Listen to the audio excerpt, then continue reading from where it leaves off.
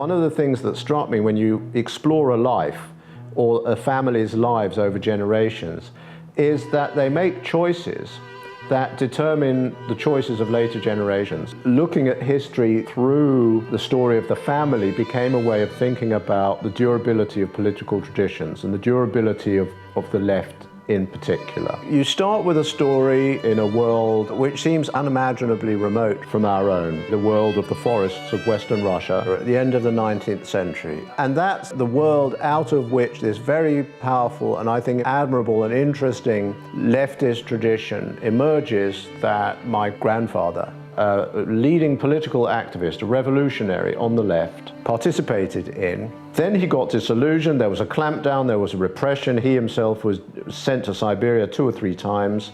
He seems to have concluded, as many people did, that the revolution was not going to happen. The Tsarist autocracy was too strong.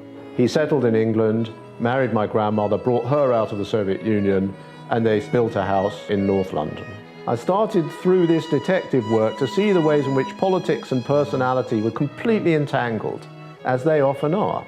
But historians can't usually explore that because they don't know the people. And here was a case in which I could get to grips with the people. The story of my father's generation, and my father's story as well, I think were emblematic. They all thought very deeply about how you can be citizens of the world, how that played out in real life, as opposed to political theory. That, I think, is important. One can learn from different personal experiences about not only the costs and the traumas of adjustment, but also the ways in which you could turn both your background and the new environment into assets.